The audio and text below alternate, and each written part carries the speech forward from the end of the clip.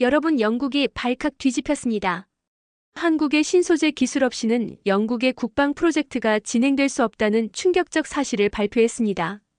설상가상으로 한국 측은 이번에는 기술 제공자로서 까다로운 조건들을 내걸어오는데 결국 그는 선택해야 합니다. 낡은 자존심을 지킬 것인가, 아니면 새로운 파트너십을 받아들일 것인가. 안녕하세요, 감동주유소입니다.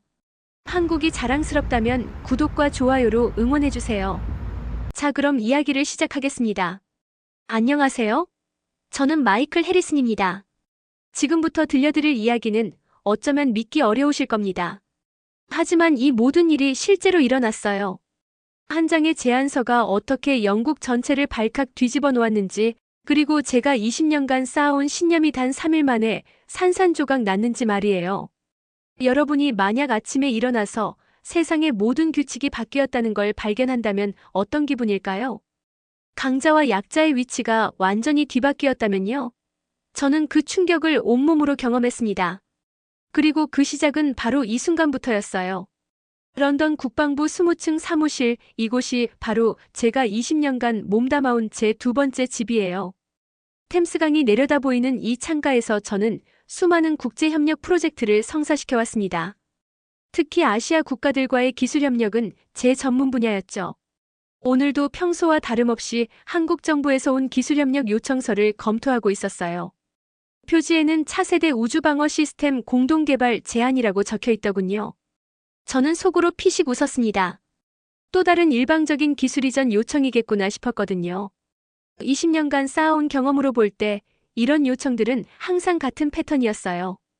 개발도상국에서 선진 기술을 달라고 하면 우리는 적당한 조건을 달아서 승인해주는 식이었습니다. 한국도 예외는 아니었죠. 제 책상 위에는 지난주에 처리한 서류들이 정갈하게 쌓여 있었어요. 인도와의 레이더 기술 협력, 태국과의 통신 장비 수출, 말레이시아와의 항공기 부품 공급 계약까지 모두 같은 방식으로 진행되었습니다. 우리가 기술을 주고 그들이 돈을 내는 단순한 구조였어요. 그런데 한국 제안서를 자세히 읽어보니 뭔가 이상했습니다. 기존과는 다른 톤이었어요. 기술을 달라는 것이 아니라 함께 개발하자는 내용이었거든요. 심지어 그들이 이미 보유한 핵심 기술들의 목록까지 첨부되어 있었습니다. XK-7 초경량 합금이라는 생소한 이름이 눈에 띄었어요. 처음 들어보는 소재였습니다. 하지만 그게 뭔지는 중요하지 않았어요. 어차피 우리에게는 더 좋은 대안이 있을 테니까요. 비서 엠마가 커피를 가져다 주며 말했습니다. 한국 측에서 답변을 기다리고 있다고 하네요. 저는 고개를 끄덕이며 표준 답변서를 준비하라고 지시했어요. 20년간 써온 그 뻔한 템플릿 말이에요. 창밖으로 보이는 런던의 스카이라인이 오늘따라 더욱 당당해 보였습니다. 대영 제국의 후예답게 우리는 여전히 세계 기술의 중심에 서 있다고 믿었거든요. 한국 같은 나라들은 우리의 기술을 배워가는 학생일 뿐이라고 생각했습니다. 하지만 그때는 몰랐어요. 바로 그 순간 제가 서 있던 세계의 기반이 조용히 흔들리기 시작했다는 사실을요. 한국에서 온 그 제안서는 단순한 협력 요청이 아니었습니다. 그것은 변화된 세계 질서를 알리는 첫 번째 신호탄이었거든요. 오후 3시 가디언 프로젝트 회의가 시작되었어요. 우주방어 시스템 구축을 위한 영국의 야심찬 계획이었습니다. 하지만 그 회의에서 제가 들은 말은 제 상식을 완전히 뒤흔들어 놓았어요. 개발팀장 데이비드가 심각한 표정으로 말했습니다. 문제가 생겼다고요? 그 순간 저는 알았습니다. 제가 알던 세상이 끝나가고 있다는 것을요. 그날 오후 3시에 열린 가디언 프로젝트 회의실은 평소와 다른 분위기였습니다. 개발팀장 데이비드 프레이저의 얼굴이 유난히 심각해 보였거든요. 저는 별것 아닌 기술적 문제 하나 정도겠거니 생각하며 자리에 앉았어요. 가디언 프로젝트는 영국이 야심차게 추진하던 차세대 우주방어 시스템이었습니다. 적국의 미사일과 우주 공격으로부터 영국을 보호하는 최첨단 방어막을 구축하는 것이 목표였어요. 20억 파운드가 투입되는 국가 차원의 핵심 사업이었죠. 데이비드가 프레젠테이션을 시작했습니다. 화면에는 복잡한 기술 다이어그램들이 나타났어요. 위성 네트워크, 레이더 시스템, 요격 미사일까지 모든 것이 정교하게 연결된 거대한 방어 체계였습니다. 하지만 문제는 바로 그 다음에 터졌어요. 데이비드가 심각한 표정으로 말했습니다. 핵심 부품에 치명적인 문제가 발생했다고요. 위성 방어막의 핵심인 초경량 소재 조달이 막혔다는 것이었어요. 저는 처음에 이해하지 못했습니다. 영국에는 세계 최고 수준의 소재 기술이 있지 않나요? 롤스로이스의 항공 엔진, BAE 시스템즈의 첨단 합금까지 우리가 자랑하는 기술들이 얼마나 많은데요.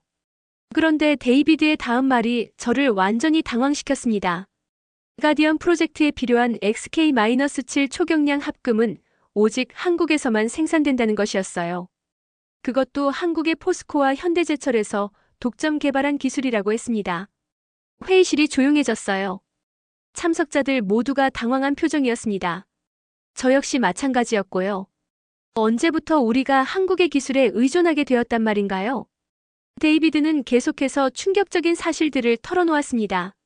XK-7 합금은 기존 소재보다 30% 가볍지만 강도는 2배 이상 뛰어나다고 했어요. 특히 우주 환경의 극한 온도 변화와 방사선에 견디는 능력이 탁월하다는 것이었습니다. 더욱 놀라운 것은 이 기술의 개발 과정이었어요. 한국이 독자적으로 10년 넘게 연구해서 완성한 기술이라는 것입니다. 처음에는 자국 전투기 개발을 위해 시작했지만 지금은 우주 항공 분야까지 응용되고 있다고 했어요. 저는 그제야 아침에 받았던 한국의 제안서를 다시 떠올렸습니다. 그들이 언급했던 XK-7 초경량 합금이 바로 이것이었구나 싶었어요. 단순한 협력 제안이 아니라 우리가 절실히 필요로 하는 기술을 가지고 있다는 선언이었던 거죠. 회의실의 분위기는 점점 더 무거워졌습니다. 프로젝트 매니저인 로버트 클라크가 대안을 물어봤어요. 다른 공급업체는 없느냐고요. 하지만 데이비드의 답변은 절망적이었습니다. 독일의 BMW나 프랑스의 아르세일 모두 비슷한 수준의 기술을 개발하려고 시도했지만 실패했다고 해요. 미국의 로키드 마틴조차 한국 기술을 따라잡지 못하고 있다는 것이었습니다. 특히 제조 비용 면에서는 한국이 압도적이라고 했어요. 저는 머릿속이 복잡해졌습니다. 20년간 쌓아온 제 상식이 흔들리기 시작했거든요. 한국이 언제부터 이렇게 앞선 기술을 개발하게 되었을까요? 그리고 왜 우리는 몰랐을까요? 데이비드가 더욱 충격적인 자료를 공개했습니다. 화면에 나타난 것은 세계 각국의 우주항공 소재 기술 순이었어요. 놀랍게도 한국이 세 번째에 랭크되어 있었습니다. 미국, 러시아 다음이었죠. 영국은 어디에 있을까요? 5번째였습니다. 독일과 프랑스보다도 아래였어요. 저는 믿을 수가 없었습니다. 언제부터 우리가 이렇게 뒤처지게 되었단 말인가요? 더욱 당황스러운 것은 납기 문제였습니다. 가디언 프로젝트는 내년 말까지 완성되어야 했어요. 하지만 XK-7 합금 없이는 핵심 위성조차 제작할 수 없다는 것이었습니다. 데이비드가 마지막으로 던진 폭탄 같은 말이 있었어요. 한국 측에서는 이미 자국의 우주방어 시스템에 이 기술을 적용하고 있다는 것이었습니다. 그들이 우리보다 앞서 있다는 뜻이었죠. 회의가 끝난 후 저는 혼자 사무실에 남아 생각에 잠겼습니다. 창밖으로 보이는 런던의 풍경이 갑자기 초라해 보였어요. 우리가 자랑하던 기술 강국의 위상이 허상이었던 걸까요? 그날 저녁 집에 돌아가는 길에 저는 계속 생각했습니다. 한국이라는 나라를 다시 봐야 할 때가 온 것 같았어요. 더 이상 기술을 받아가는 나라가 아니라 우리가 필요로 하는 기술을 만드는 나라로 말이에요. 집에 도착해서 저는 한국에 대해 다시 조사해보기로 했습니다. 20년간 간과했던 변화들을 제대로 파악해야겠다고 생각했거든요. 그리고 내일 아침 가장 먼저 할 일도 정했어요. 한국의 제안서를 다시 꺼내서 자세히 읽어보는 것이었습니다. 일주일 후 저는 서울행 비행기에 몸을 맡기고 있었습니다. 11시간의 긴 여행 동안 저는 계속 생각했어요. 과연 이번 협상은 어떻게 진행될까요? 예전처럼 우리의 조건을 제시하고 한국 측이 고개를 끄덕이는 그런 식일까요? 하지만 인천공항에 도착하자마자 느낀 것은 뭔가 다르다는 것이었어요. 공항 자체가 미래 도시 같았습니다. 자동화된 시스템들, 첨단 기술이 곳곳에 스며들어 있었죠. 이것이 제가 기억하던 한국의 모습과는 너무 달랐어요. 서울 강남구에 위치한 호텔로 향하는 택시 안에서 본 풍경도 놀라웠습니다. 고층 빌딩들이 하늘을 찌를 듯 솟아 있었고 거리는 정말 깔끔했어요. 운전기사가 영어로 말을 걸어왔습니다. 한국 경제가 얼마나 성장했는지 자랑스럽게 이야기하더군요. 호텔에 도착해서 짐을 풀고 나니 벌써 오후였습니다. 내일 오전 10시에 예정된 회의를 위해 자료를 다시 한번 검토했어요. 하지만 머릿속은 온통 XK-7 합금 이야기뿐이었습니다. 다음 날 아침 회의 장소인 삼성동의 한 고급 호텔 회의실에 도착했습니다. 20층 높이에서 내려다 보이는 서울 시내가 정말 웅장했어요. 한강이 도시를 가로지르며 흐르는 모습이 마치 그림 같았습니다. 회의실에 들어서자 이미 한국 측 대표단이 자리를 잡고 있었어요. 5명 정도였는데 모두 정장을 단정하게 차려입고 있었습니다. 그 중에서도 특히 눈에 띄는 사람이 있었어요. 김소영 팀장이라고 자신을 소개한 여성이었습니다. 30대 후반 정도로 보였는데 눈빛이 정말 날카로웠어요. 유창한 영어로 인사를 건네는 모습에서 상당한 실력자라는 느낌이 들었습니다. 저는 평소처럼 영국 측의 입장을 설명하기 시작했습니다. 가디언 프로젝트의 중요성과 양국 협력의 필요성을 강조했어요. 그리고 한국이 어떤 역할을 할 수 있을지 제안했죠. 하지만 김소영 팀장의 반응은 제가 예상했던 것과 완전히 달랐습니다. 그녀는 제 말을 끝까지 들은 후 차분하게 질문을 던졌어요. 영국 측에서 우리에게 제공할 수 있는 기술이 구체적으로 무엇인지 묻더군요. 저는 잠시 당황했습니다. 보통은 우리가 필요한 것을 요구하고 상대방이 어떻게 도울 수 있는지 말하는 식이었거든요. 하지만 지금은 반대였어요. 그들이 우리에게 무엇을 줄 수 있는지 묻고 있었습니다. 김 팀장은 계속해서 날카로운 질문들을 쏟아냈어요. 가디언 프로젝트의 핵심 알고리즘을 공유할 의향이 있는지, 위성 제어 시스템의 기술 문서를 제공할 수 있는지 물었습니다. 심지어 영국의 우주 레이더 기술까지 언급했어요. 저는 점점 더 당황스러워졌습니다. 언제부터 한국이 이런 요구를 할 수 있게 되었을까요? 예전 같으면 상상도 할 수 없는 일이었어요. 그들은 기술을 받아가는 입장이었는데 지금은 오히려 기술을 요구하고 있었습니다. 김 팀장이 태블릿을 꺼내서 보여준 자료는 더욱 충격적이었어요. 한국이 보유한 우주항공 기술들의 목록이었습니다. XK-7 합금은 시작에 불과했어요. 초고속 위성통신 기술, 우주 쓰레기 제거 시스템, 소형 정찰 위성까지 다양했습니다. 특히 놀라웠던 것은 한국의 독자적인 위성 발사 능력이었어요. 누리호 성공 이후 그들은 자체 로켓으로 위성을 쏘아 올릴 수 있게 되었다고 했습니다. 이제 다른 나라에 의존하지 않아도 된다는 뜻이었죠. 김 팀장은 조용하지만 확고한 어조로 말했습니다. 한국은 이제 단순한 부품 공급업체가 아니라고요. 완전한 시스템을 설계하고 제작할 수 있는 능력을 갖췄다고 했어요. 따라서 협력도 그에 맞는 수준이어야 한다는 것이었습니다. 저는 그제야 깨달았습니다. 제가 준비해온 협상 시나리오가 완전히 틀렸다는 것을요. 한국은 더 이상 우리의 기술을 간절히 원하는 나라가 아니었어요. 오히려 우리가 그들의 기술을 필요로 하는 상황이 된 것입니다. 회의 중간에 잠시 휴식 시간이 있었습니다. 커피를 마시며 김 팀장과 개인적인 대화를 나눌 기회가 있었어요. 그녀는 MIT에서 항공우주공학을 전공했고 10년 넘게 한국의 우주개발 사업에 참여해왔다고 했습니다. 그녀가 들려준 이야기는 정말 인상적이었어요. 한국이 어떻게 짧은 시간에 이렇게 빠른 기술 발전을 이룰 수 있었는지 말이에요. 정부의 강력한 지원, 민간 기업의 과감한 투자, 그리고 무엇보다 연구진들의 열정이 합쳐진 결과라고 했습니다. 회의가 재개되었을 때 저는 완전히 다른 접근을 시도했습니다. 영국이 줄 수 있는 것보다는 함께 만들어갈 수 있는 것에 대해 이야기했어요. 상호 협력이라는 새로운 프레임워크를 제안한 것이죠. 김 팀장의 표정이 조금 부드러워졌습니다. 그녀는 한국도 영국의 일부 기술에 관심이 있다고 말했어요. 특히 레이더 신호 처리 기술과 위성 궤도 계산 알고리즘에 대해서요. 하지만 그것도 일방적인 이전이 아니라 공동 개발 형태여야 한다고 강조했습니다. 회의 마지막에 김 팀장이 한 말이 저에게 큰 인상을 남겼어요. 한국은 이제 기술을 사는 나라가 아니라 기술을 만드는 나라라고 했습니다. 따라서 파트너십도 그에 맞게 새롭게 정의되어야 한다는 것이었죠. 호텔로 돌아오는 길에 저는 많은 생각이 들었습니다. 오늘 경험한 협상은 제가 지금까지 해온 것과는 완전히 달랐어요. 이제 한국을 대하는 우리의 태도부터 바꿔야 할 것 같았습니다. 서울에서의 충격적인 경험을 뒤로하고 런던으로 돌아온 지 사흘째 되는 날 예상치 못한 전화를 받았습니다.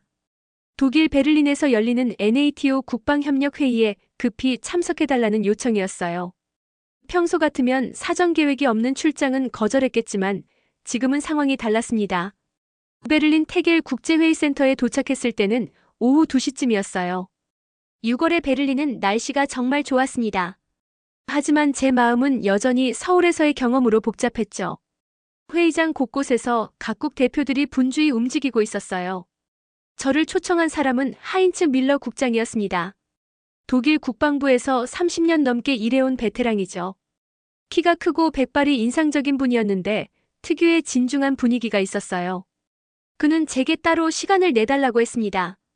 회의장 한켠의 조용한 라운지에서 하인츠 국장과 마주 앉았어요. 그는 커피를 한 모금 마신 후 직설적으로 말문을 열었습니다.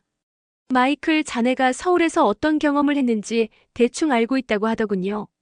저는 깜짝 놀랐어요.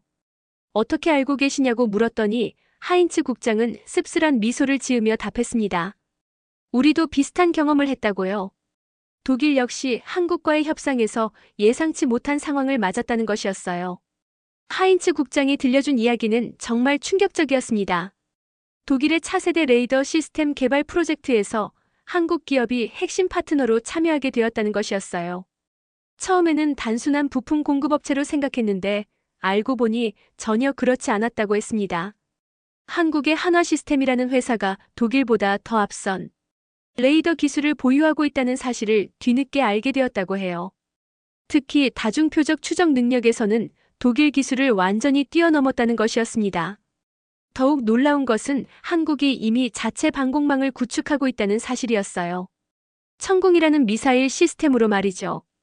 하인츠 국장은 이 시스템의 성능이 독일의 패트리어트 시스템과 비슷하거나 오히려 더 뛰어날 수도 있다고 평가했습니다. 하인츠 국장은 계속해서 충격적인 사실들을 털어놓았어요. 유럽 전체가 이미 한국의 기술력을 인정하고 있다는 것이었습니다. 폴란드는 한국의 K9 자주포를 대량 구매했고 노르웨이도 한국 무기를 도입했다고 했어요. 그는 태블릿을 꺼내서 저에게 보여주었습니다. 유럽 각국의 한국 무기 도입 현황이었어요.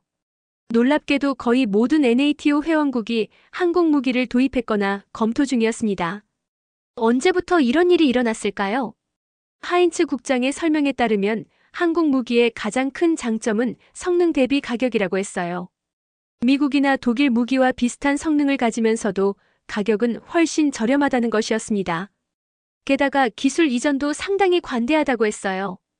특히 인상적이었던 것은 한국의 기술 지원 방식이었습니다. 단순히 무기를 팔고 끝나는 것이 아니라 현지 생산과 기술자, 교육까지 포함한 패키지를 제공한다는 것이었어요. 이런 방식은 유럽 국가들에게 매우 매력적이었다고 합니다. 하인츠 국장은 더욱 심각한 표정으로 말했습니다. 자네도 빨리 적응하는 게 좋을 거라고요. 한국은 이제 우리가 무시할 수 없는 파트너가 되었다고 했어요. 아니, 어떤 면에서는 경쟁자가 될 수도 있다는 것이었습니다. 그는 구체적인 예를 들어 설명해 주었어요. 최근 중동의 한국가에서 방공 시스템 입찰이 있었는데 독일과 한국이 경쟁했다고 합니다. 결과는 한국의 승리였어요. 성능은 비슷했지만 가격과 조건에서 한국이 압도적으로 유리했다는 것이었습니다. 하인츠 국장이 마지막으로 한 말이 제게 큰 충격을 주었어요. 한국과 경쟁하려면 우리도 달라져야 한다고 했습니다. 기존의 오만한 태도로는 더 이상 통하지 않는다는 것이었어요. 그는 독일이 한국과 어떻게 새로운 관계를 구축하고 있는지 설명해 주었습니다. 기술 협력에서 상호 대등한 파트너십을 추구하고 있다고 했어요. 독일이 주고 한국이 받는 일방적 관계가 아니라 서로 필요한 것을 주고받는 관계로 발전시키고 있다는 것이었습니다. 특히 인상 깊었던 것은 독일 젊은 엔지니어들의 반응이었어요. 하인츠 국장에 따르면 그들은 한국 기술자들과 함께 일하는 것을 즐거워한다고 했습니다. 한국인들의 혁신적 사고와 빠른 실행력에서 많은 것을 배우고 있다는 것이었어요. 회의가 끝난 후 저는 베를린 시내를 걸으며 생각에 잠겼습니다. 브란덴부르크 문 앞에서 바라본 저녁 노을이 정말 아름다웠어요. 하지만 제 마음은 복잡했습니다. 독일조차 한국의 변화를 인정하고 있다는 사실이 믿기지 않았거든요. 호텔로 돌아가는 길에 하인츠 국장의 말이 계속 떠올랐습니다. 빨리 적응하라는 그의 조언이 귓가에 맴돌았어요. 유럽 전체가 이미 변화된 현실을 받아들이고 있다면 영국만 뒤처질 수는 없었습니다. 그날 밤 호텔방에서 저는 긴 보고서를 작성했습니다. 런던 본부에 보낼 긴급 보고서였어요. 독일에서 들은 모든 이야기를 상세히 기록했습니다. 그리고 영국도 한국에 대한 인식을 근본적으로 바꿔야 한다고 강력히 건의했어요. 다음 날 아침 런던으로 돌아가는 비행기에서 저는 확신했습니다. 이제 영국도 변해야 할 때가 왔다는 것을요. 한국을 새로운 시각으로 바라봐야 한다는 것을 말이에요. 베를린에서 돌아온 지 일주일 후 또 다른 예상치 못한 연락을 받았습니다. 워싱턴에서 열리는 국제방산협력 세미나에 영국 대표로 참석해달라는 요청이었어요. 이번엔 미국 국방부가 주최하는 행사였습니다. 워싱턴 D.C.에 도착했을 때는 7월 초였어요. 무더운 여름 날씨였지만 펜타곤 근처의 세미나장은 에어컨이 잘 돼 있었습니다. 각국에서 온 방산 전문가들이 모여 있었는데 분위기가 예전과는 뭔가 달랐어요. 세미나 첫날 저녁 환영 리셉션에서 오랜 친구인 톰 앤더슨을 만났습니다. 그는 미국 국방부에서 아시아 담당 국장으로 일하고 있어요. 하버드 출신으로 정말 똑똑한 친구죠. 10년 넘게 알고 지낸 사이라 편하게 대화할 수 있었습니다. 톰과 호텔바에서 맥주를 마시며 근황을 나누었어요. 그런데 한국 이야기가 나오자 톰의 표정이 급격히 변했습니다. 한숨을 깊게 쉬더니 솔직한 이야기를 털어놓기 시작했어요. 톰이 들려준 이야기는 정말 충격적이었습니다. 미국도 한국 기술 없이는 F-35 전투기 업그레이드가 불가능하다는 것이었어요. 특히 차세대 항공전자 시스템에서 한국의 기술이 핵심적 역할을 하고 있다고 했습니다. 더욱 놀라운 것은 한국이 이미 미국의 주요 방산 파트너가 되었다는 사실이었어요. 톰은 구체적인 숫자까지 알려주었습니다. 작년 한 해 동안 미국이 한국으로부터 수입한 방산 부품의 가치가 50억 달러를 넘었다고 해요. 톰은 특히 한국의 배터리 기술에 대해 강조했습니다. 미군의 무인기와 로봇 시스템에 사용되는 고성능 배터리의 대부분이 한국산이라고 했어요. LG와 삼성 SDI의 기술 없이는 미래 전장에서 경쟁력을 유지하기 어렵다는 것이었습니다. 하지만 가장 충격적인 것은 따로 있었어요. 톰이 조용히 귀띔해준 바에 따르면 미국 내부에서도 한국에 대한 인식이 급격히 변하고 있다고 했습니다. 더 이상 보호해줘야 할 동맹국이 아니라 함께 협력해야 할 파트너로 보기 시작했다는 것이었어요. 톰은 펜타곤 내부의 분위기를 자세히 설명해 주었습니다. 기존 세대는 여전히 한국을 하위 파트너로 보는 경향이 있지만 젊은 세대는 완전히 다른 시각을 가지고 있다고 했어요.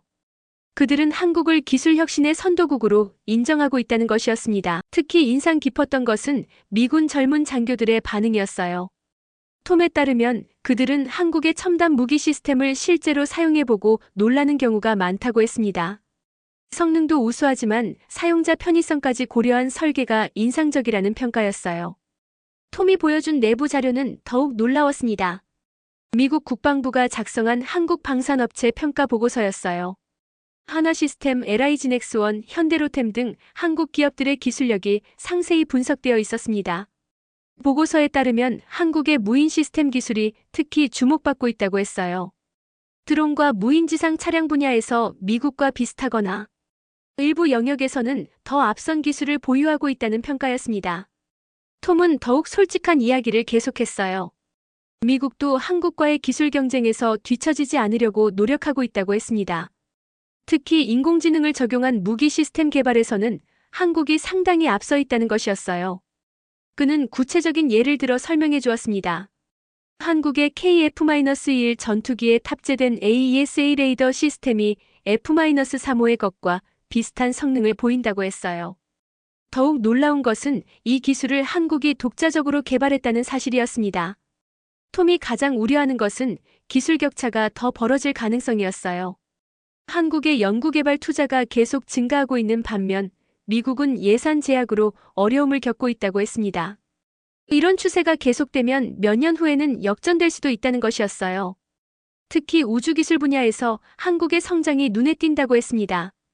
누리호 성공 이후 한국이 독자적인 우주 발사 능력을 갖게 되면서 미국의 우주 패권에도 변화가 생길 것이라고 예상했어요. 톰은 마지막으로 개인적인 의견을 털어놓았습니다. 20년 전과는 완전히 다른 게임이라고 했어요. 한국은 더 이상 기술을 배워가는 나라가 아니라 함께 경쟁하는 상대가 되었다는 것이었습니다. 그날 밤 호텔에서 저는 깊은 생각에 잠겼어요. 서울에서의 경험, 베를린에서 들은 이야기, 그리고 오늘 워싱턴에서 확인한 사실들이 모두 같은 방향을 가리키고 있었습니다. 세계가 변하고 있다는 것을요. 다음 날 세미나에서 한국 대표단의 발표를 들을 기회가 있었어요. 그들이 소개한 차세대 방산 기술들은 정말 인상적이었습니다. 특히 AI를 활용한 전장 관리 시스템은 미국 참석자들도 감탄할 정도였어요. 세미나가 끝난 후 공항으로 향하는 택시 안에서 저는 결심했습니다. 런던으로 돌아가면 상부에 강력히 건의해야겠다고요. 영국도 한국과의 관계를 근본적으로 재정의해야 한다고 말이에요. 비행기가 이륙하며 워싱턴이 작아져가는 모습을 보면서 저는 확신했습니다. 이제 영국이 선택해야 할 때가 왔다는 것을요. 변화된 현실을 받아들이고 새로운 파트너십을 구축할 것인지 아니면 과거에 머물러 있을 것인지 말이에요. 워싱턴에서 돌아온 저는 마치 다른 사람이 된 것 같았어요. 런던 국방부의 제 사무실이 갑자기 낡고 구식으로 느껴졌습니다. 창밖으로 보이는 템스강은 여전히 같은 자리에서 같은 방향으로 흐르고 있었지만 제 생각은 완전히 바뀌어 있었어요. 첫 번째로 한 일은 지난 10년간의 영국 마이너스 한국 기술협력 기록을 모두 뒤져보는 것이었습니다. 제 보조 연구원인 피터에게 모든 자료를 수집해달라고 부탁했어요. 정말 놀라운 사실들이 하나씩 드러나기 시작했습니다. 2층에 있는 보관서고에서 피터가 가져온 상자들을 열어보니 충격적인 문서들이 나왔어요. 2010년부터 영국이 한국으로부터 수입한 첨단 기술 목록이었습니다. 저는 이런 기록이 있는지도 몰랐거든요. 첫 번째 발견은 반도체 분야였어요. 영국의 군용 통신 장비와 레이더 시스템에 사용되는 고성능 메모리 칩의 80%가 한국산이었습니다. 삼성과 SK 하이닉스에서 만든 제품들이었어요. 언제부터 우리가 이렇게 의존하게 되었을까요? 더욱 놀라운 것은 배터리 기술이었습니다.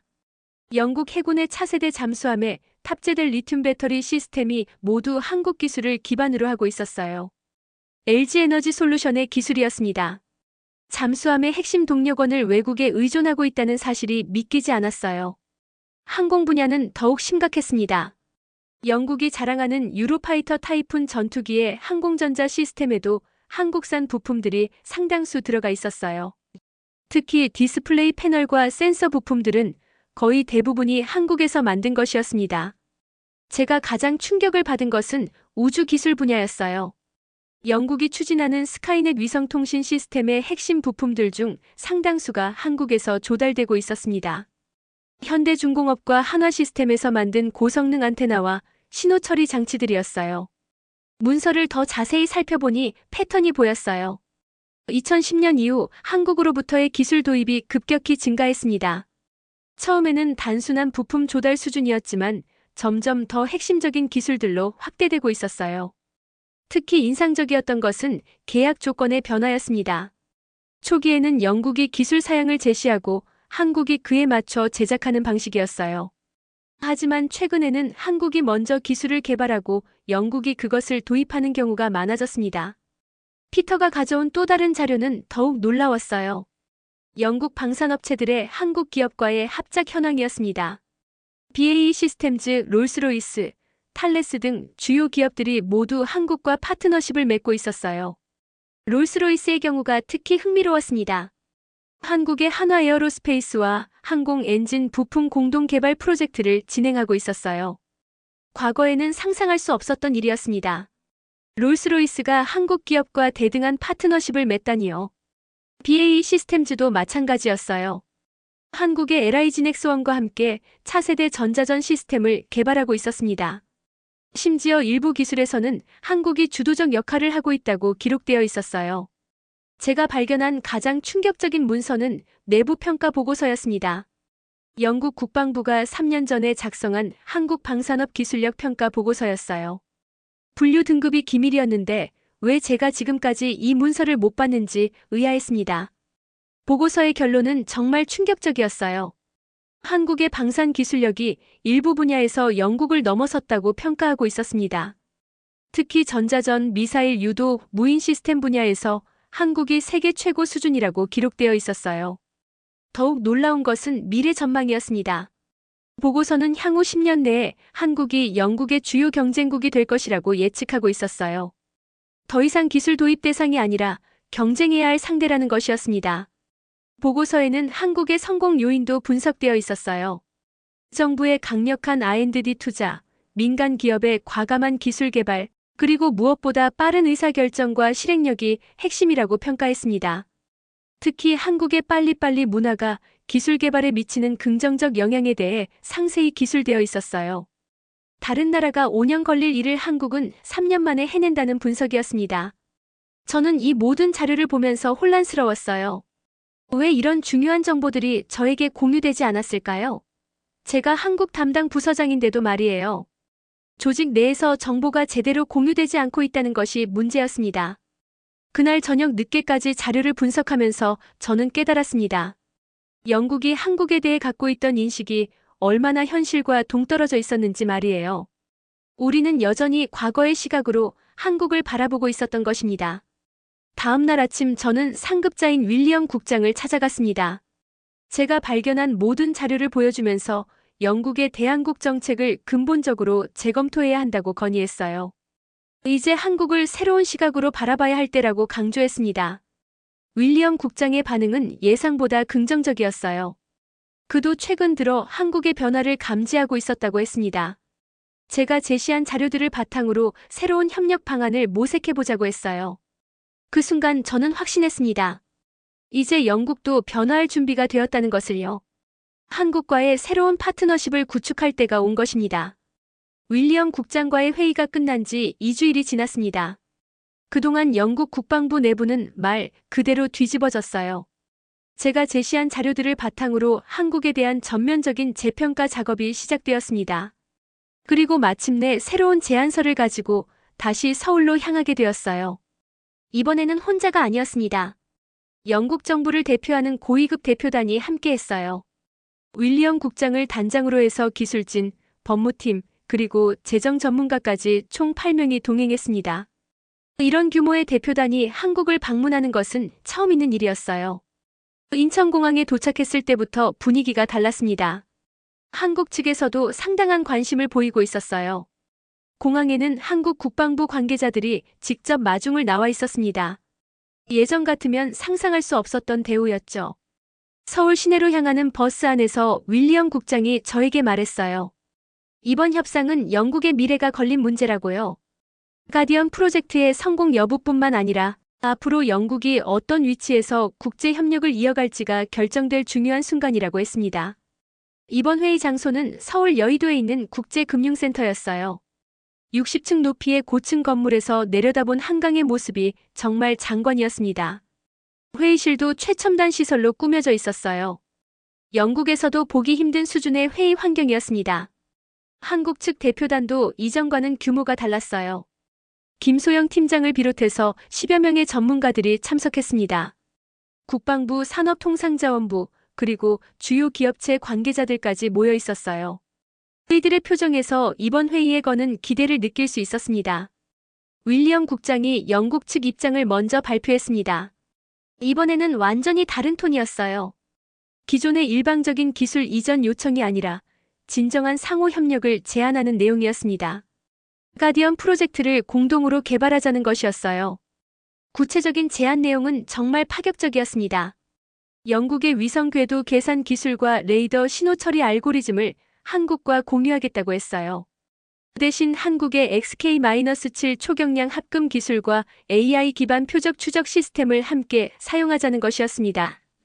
더욱 놀라운 것은 지적 재산권 공유 방안이었어요. 공동 개발로 탄생하는 모든 기술에 대해서는 양국이 동등한 권리를 갖는다는 조건이었습니다. 과거 영국이 보여줬던 기술 독점 태도와는 완전히 다른 접근이었죠. 김소영 팀장의 반응은 신중했지만 긍정적이었어요. 그녀는 한국도 영국과의 협력을 원한다고 말했습니다. 하지만 이번에는 진정한 파트너십이어야 한다고 강조했어요.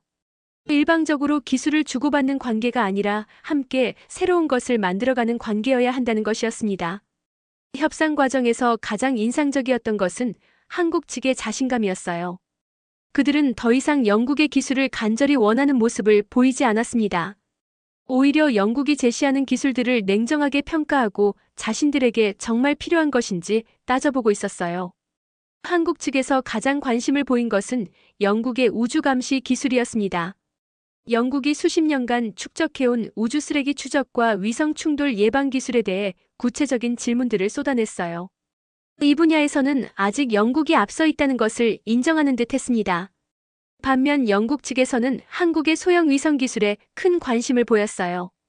한국이 개발한 큐브셋 기술과 위성군 운용 시스템은 영국이 추진하는 글로벌 감시 네트워크에 꼭 필요한 기술이었습니다. 협상이 진행되면서 점점 더 구체적인 논의가 이어졌어요. 공동 연구소 설립, 기술자, 교류 프로그램, 테스트 시설, 공유 등 다양한 협력 방안들이 테이블 위에 올랐습니다. 양측 모두 진지하게 장기적인 파트너십을 구상하고 있었어요. 회의 중간에 잠시 휴식 시간이 있었습니다.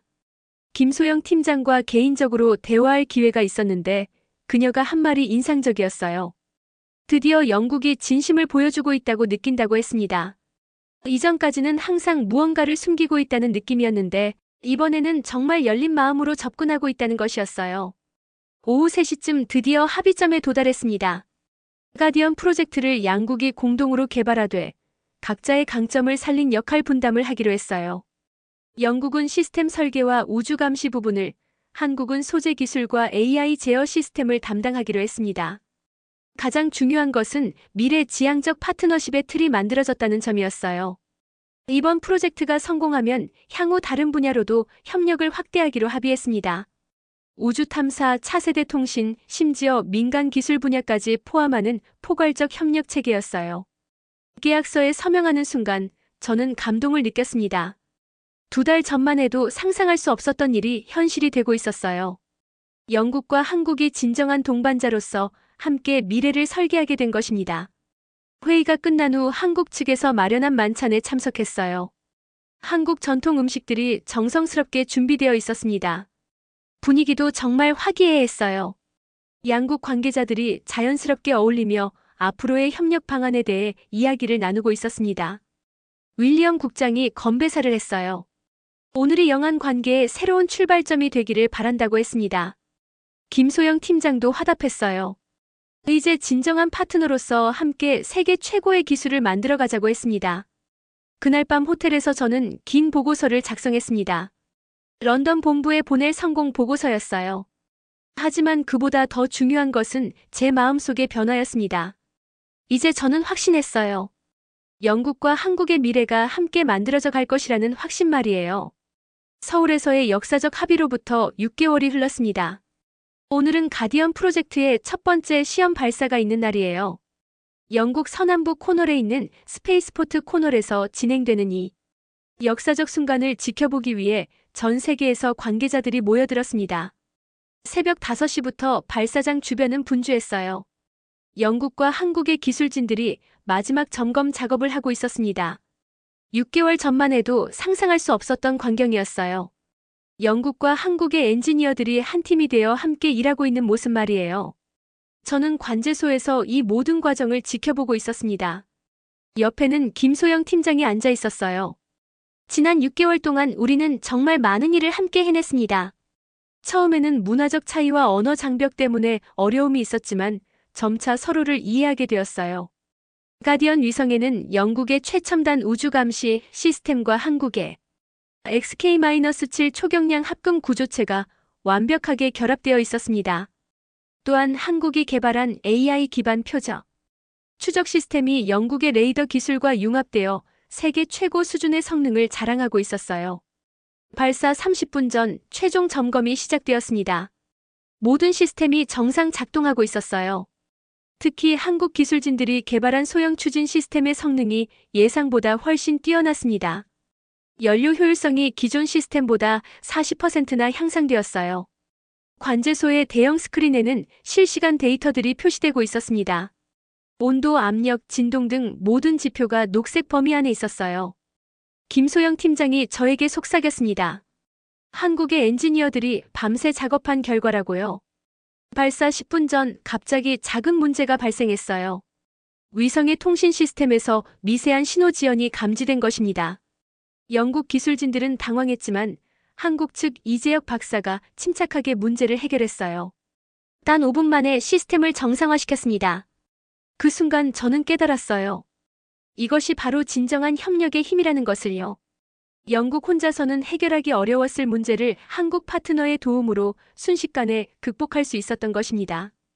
드디어 발사 카운트다운이 시작되었어요. 19, 8. 관제소 안의 모든 사람들이 숨을 죽이고 지켜보고 있었습니다. 3, 2, 1. 그리고 발사. 로켓이 코널의 하늘을 가르며 우주로 향했습니다. 완벽한 발사였어요. 관제소에서 환호성이 터져 나왔습니다. 영국과 한국 기술진들이 서로 포옹하며 성공을 축하했어요. 국경을 넘어선 진정한 동료애를 느낄 수 있었습니다. 위성이 궤도에 안착한 후 첫 번째 신호를 보내왔을 때의 감동은 말로 표현할 수 없었어요. 모든 시스템이 완벽하게 작동하고 있었습니다. 특히 한국의 AI 추적 시스템이 예상보다 훨씬 정확한 데이터를 전송해오고 있었어요. 김소영 팀장이 저에게 말했습니다. 이제 시작이라고요. 이번 성공을 바탕으로 더 큰 프로젝트들을 함께 추진할 수 있을 것이라고 했어요. 달 탐사, 화성 프로젝트까지 가능성이 무궁무진하다고 했습니다. 발사 성공 기념 리셉션에서 윌리엄 국장이 연설을 했어요. 오늘의 성공은 단순한 기술적 성취를 넘어서는 의미가 있다고 했습니다. 영국과 한국이 함께 새로운 미래를 열어가는 상징적 사건이라고 평가했어요. 한국 측 대표인 박민수 국장도 화답했습니다. 이번 협력을 통해 양국이 서로에게서 많은 것을 배웠다고 했어요. 기술적 협력을 넘어 문화적 교류까지 이어진 소중한 경험이었다고 평가했습니다. 리셉션이 끝난 후 저는 혼자 발사장 근처를 걸어보았어요. 저녁 노을이 코널 해안을 붉게 물들이고 있었습니다. 지난 1년간의 여정을 돌이켜보니 정말 많은 변화가 있었어요. 제 생각뿐만 아니라 영국 전체의 인식이 바뀌었습니다. 이제 영국 국방부에서는 한국을 동등한 파트너로 대우하고 있어요. 기술 협력뿐만 아니라 정책 결정 과정에서도 한국의 의견을 적극적으로 수렴하고 있습니다. 이런 변화는 다른 유럽 국가들에게도 영향을 미치고 있어요. 독일, 프랑스, 이탈리아까지 한국과의 협력을 확대하고 있습니다. 한국이 유럽의 새로운 전략적 파트너로 자리 잡고 있는 것이죠. 아시아의 작은 나라에서 글로벌 기술 강국으로 성장한 한국의 놀라운 변화입니다. 무엇보다 인상적인 것은 한국의 접근 방식이었어요. 그들은 성공에 자만하지 않고 계속해서 더 나은 기술, 더 나은 협력을 추구하고 있었습니다. 겸손하면서도 자신감 넘치는 모습이 정말 인상적이었어요. 다음 주에는 차세대 우주정거장 프로젝트 회의가 예정되어 있습니다. 이번에는 미국, 일본까지 포함된 다국적 협력 프로젝트예요. 한국이 핵심 파트너 중 하나로 참여하게 됩니다. 불과 1년 전과는 완전히 다른 위상이죠. 집으로 돌아가는 차 안에서 저는 생각했습니다. 세상이 정말 빠르게 변하고 있다는 것을요. 기존의 고정관념에 사로잡혀 있으면 변화의 물결에 뒤처질 수밖에 없다는 교훈을 얻었어요. 한국이 보여준 것은 단순한 기술적 성장이 아니었습니다. 그것은 끊임없는 도전 정신, 혁신에 대한 열정, 그리고 세계와 함께하려는 의지였어요. 이런 자세가 있었기에 짧은 시간에 놀라운 발전을 이룰 수 있었던 것입니다. 이제 저는 확신합니다. 미래는 혼자서 만들어가는 것이 아니라 함께 만들어가는 것이라는 확신 말이에요. 영국과 한국의 파트너십이 그 완벽한 증거입니다. 오늘 하늘로 올라간 가디언 위성처럼 우리의 협력도 더 높은 곳을 향해 나아갈 것입니다. 앞으로도 계속해서 새로운 도전이 있겠지만 저는 두렵지 않아요. 진정한 파트너와 함께라면 어떤 어려움도 극복할 수 있다는 것을 배웠으니까요. 변화를 두려워하지 않고 받아들일 때 새로운 가능성이 열린다는 소중한 교훈을 얻었습니다. 오늘 영상이 좋으셨다면 좋아요와 구독 꼭 눌러주세요. 댓글로 여러분의 이야기도 들려주세요. 더 자랑스러운 이야기로 찾아뵙겠습니다. 감사합니다.